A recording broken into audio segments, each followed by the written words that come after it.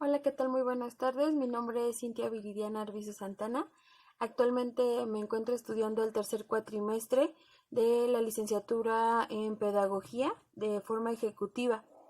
Como parte de nuestra formación en la materia de didáctica, se me realizó la asignación de la exposición de un tema.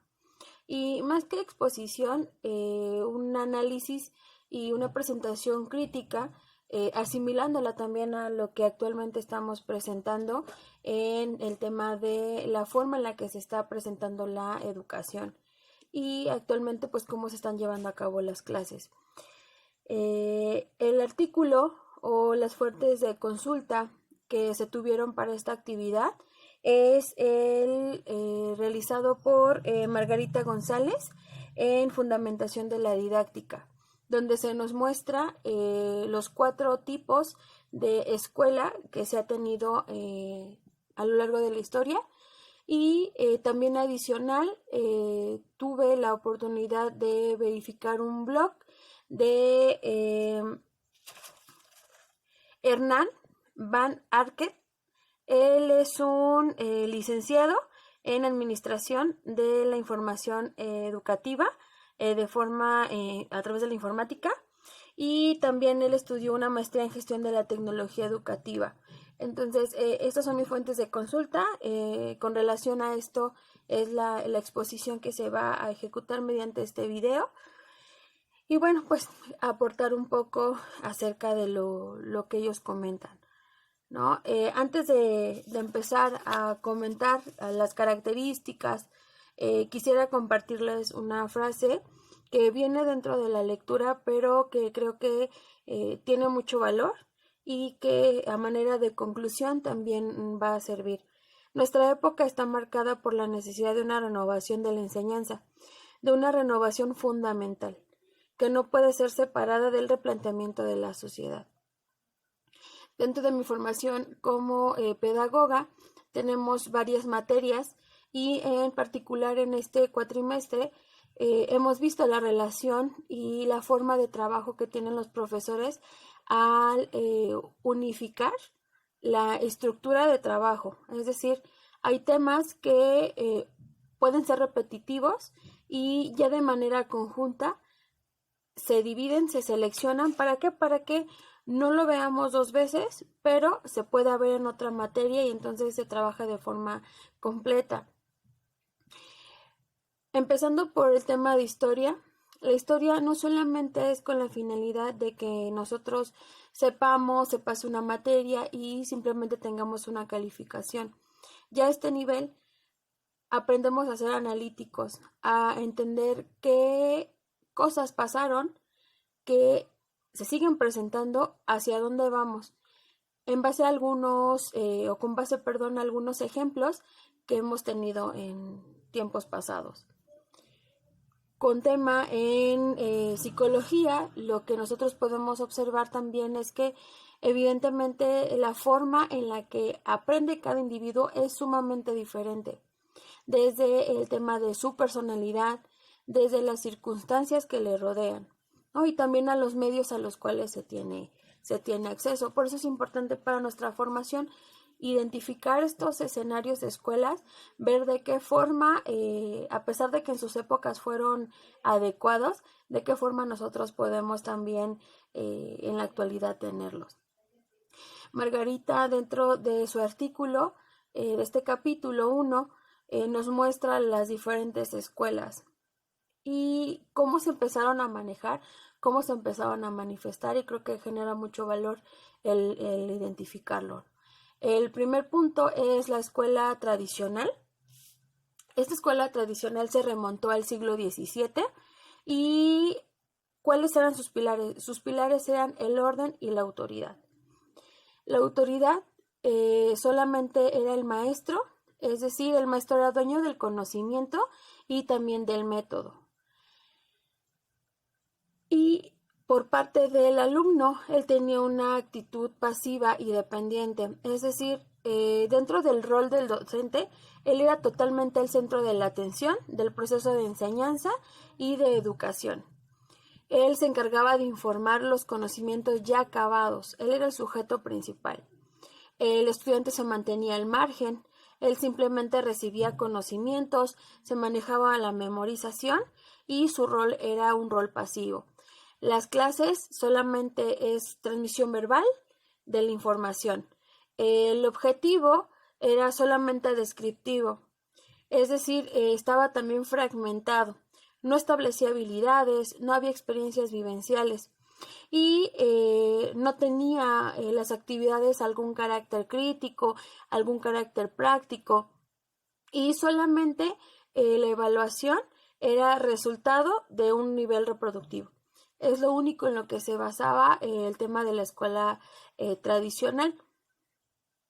Hay ciertos rasgos distintivos de esta clase de escuela, que era el verticalismo, el autoritarismo. Hablábamos con relación a que el docente era el único que estaba como responsable y él tenía la última la palabra, perdón.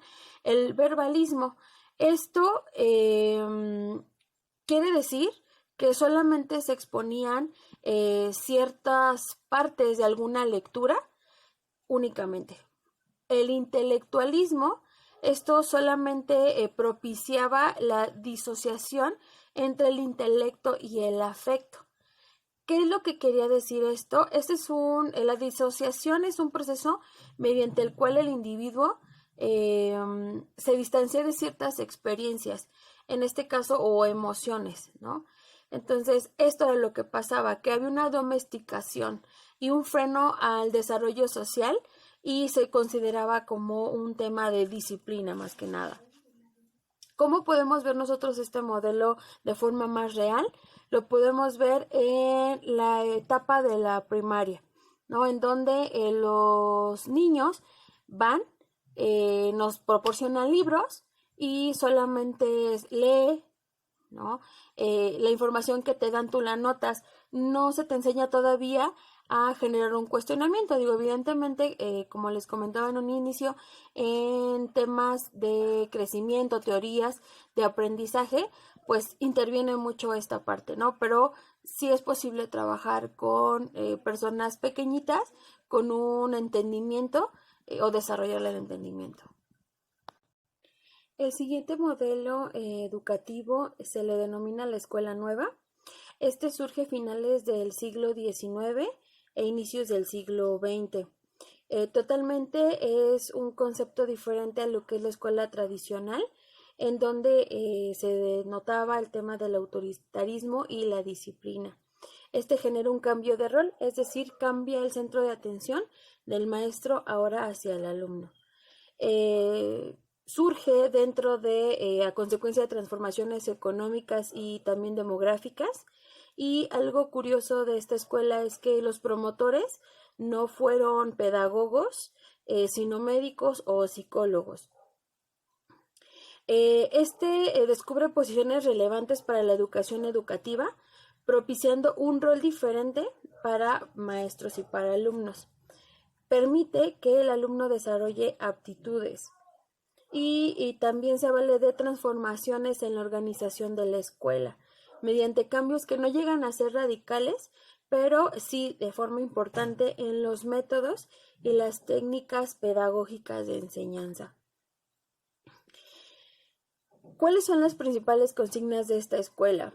Bueno, esto permite, y como comentamos en el tema del alumno, que él tenga un desarrollo de su personalidad a través de la motivación, el interés y la actividad. Reconceptualiza el concepto de la disciplina, pero como una piedra angular que va a favorecer la cooperación. Exalta la naturaleza y propicia en los alumnos una actividad creativa, y también que se fortalezcan los canales de comunicación.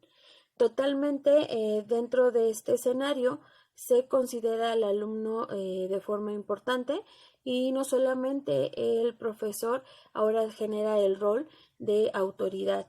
Si bien es cierto que es la persona que propicia el manejo de la información, permite también la participación de los alumnos. El siguiente modelo es la escuela tecnocrática. Con este modelo surgen las máquinas de enseñanza, que en su momento, bueno, fueron lo que son los videos, cassettes, cintas, ¿no? Para este modelo de escuela, la educación no solamente debe de ser de acción histórica, sino se genera de forma universal. Por lo tanto, los planes de estudio pueden ser trasladados de un lugar a otro, no son propios de solamente una estructura. El profesor en este tipo de escuela administra los estímulos y genera respuestas y reforzamientos que aseguran la participación de las conductas deseables. Esto es un punto de alguna manera que se ha criticado.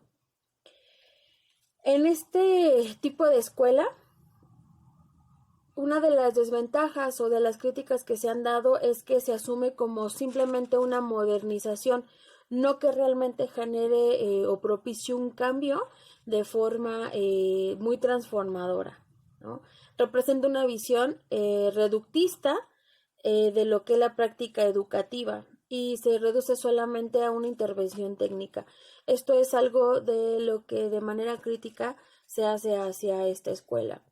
La didáctica es de carácter simplemente instrumental y solamente se contempla el análisis del salón de clase y se considera que es suficiente, ¿no? En este tipo de escuela se destaca que el proceso de aprendizaje-enseñanza debe de centrarse solamente en lo que puede ser controlado, en lo que puede ser verificado. Por lo tanto, no se toman en consideración algunas disciplinas que no son cuantificables, como la pedagogía, la psicología. El último modelo mostrado dentro de la lectura es la escuela crítica. Esta surge a mediados del siglo XX, más o menos por los años de 1923, y viene de alguna manera a poner en duda de alguna manera los tres modelos previos y este sí es un movimiento filosófico y sociológico. ¿Qué es lo que propone? Bueno, propone una reflexión colectiva entre los maestros y los alumnos y sí entran algunas disciplinas como la sociología, el psicoanálisis, la filosofía. Aplica una didáctica crítica, que es lo que hace que esta reflexión sea sobre fundamentos que se fueron olvidando dentro de los dos modelos previos, que es el tema del autoritarismo, lo ideológico y el poder. El problema de la educación no, en este tipo de escuela no es técnico, sino político. El poder, que es una de las características de esta escuela, es el análisis del poder lleva al docente a cuestionarse sobre su propia autoridad y sobre la que ésta influye en su autogestión en el tema de un autoritarismo pedagógico. Se asume que el único fundamento o el único elemento para una maduración psicológica del alumno y de un proceso social consiste en el poder que pertenece a su actividad y su trabajo. Pareciera que hay una contradicción desde el hecho de que las instituciones están creadas por los hombres, pero también no del todo se aplica a las personas. ¿Qué quiere decir? Que ha sido mecanizada, es decir, el hombre la crea, pero también no la crea o no se ejerce de una forma adecuada, sino mecanizada. Entonces, hay este tipo de propuesta dentro de este modelo que, se analiza, ¿no? Su estudio propiamente se asume de manera colectiva, no de forma individual como en el caso de la escuela nueva. Aquí los resultados van a ser colectivos. Y para esta pedagogía crítica es de valor el análisis institucional de las escuelas. ¿Por qué? Porque estas están regidas por normas y tienen una intervención pedagógica del docente que implican en la forma que éste genera su trabajo, ¿no? Y con relación al alumnado. Ahora, este tipo de escuelas o el análisis de este tipo de escuelas nos lleva a una reflexión. ¿Cuál es esta reflexión? Bueno, el hecho de que en su época o en su momento fueron funcionales. Quizá poner de forma completa algún modelo en la actualidad no sea tan funcional porque el programa el programa que se tiene de estudio para México lo que propicia es que las personas sean pensantes y sean creativas. Sin embargo, ya de forma real, pues hemos visto que todavía no estamos listos para llevarlo de esa forma a esa magnitud, ¿no? Ya de forma general. Sin embargo, sí podemos nosotros empezar a trabajarlo de forma individual y en el caso, por ejemplo, de nosotros como pues futuros docentes que esperamos serlo, pues tomar de cada una de este tipo de escuela alguna cualidad al momento que nosotros lo apliquemos. Margarita lo que ella propone es un modelo de currículo mediante el cual se pueda tener una planeación que se pueda ejecutar mediante programas o planes de estudio, ¿no? Ella habla acerca de una enseñanza modular. Esta propone que las personas piensen y algunas alternativas didácticas para lograr un proceso de buena enseñanza y de aprendizaje. Esto va enfocado o el tipo de enseñanza a una educación superior, porque normalmente ya a este nivel la falta de creatividad es muy visible. ¿Qué es lo que el modelo de enseñanza modular propone? Bueno, una vinculación entre los problemas reales y la educación. ¿Qué es lo que busca? Una participación activa de los estudiantes en este proceso de enseñanza, es decir, que no solamente los maestros sean los responsables de realizar la transmisión de la información, sino en general se realice también la participación por parte de los alumnos. Como conclusión y con referencia a la primera frase que les compartí, considero que es oportuno que nosotros sepamos esta información para adecuarlo. Evidentemente todo va cambiando. En la actualidad, por ejemplo, con esta situación de la pandemia, ¿qué es lo que podemos ver? Bueno, podemos ver que ya los maestros tienen una estructura, hay un plan de trabajo y de pronto no es posible ejecutarlo por alguna situación complicada. Entonces, desde ese punto, los maestros tienen que adecuar su forma desde quizá cambiar un trabajo, desde la forma en la que se está ejecutando y es importante pues que evidentemente podamos tener esa apertura de conocer qué es lo que se pasó, qué es lo que se presentó en la historia y cómo podemos nosotros adecuarlo. Pues por mi parte sería todo.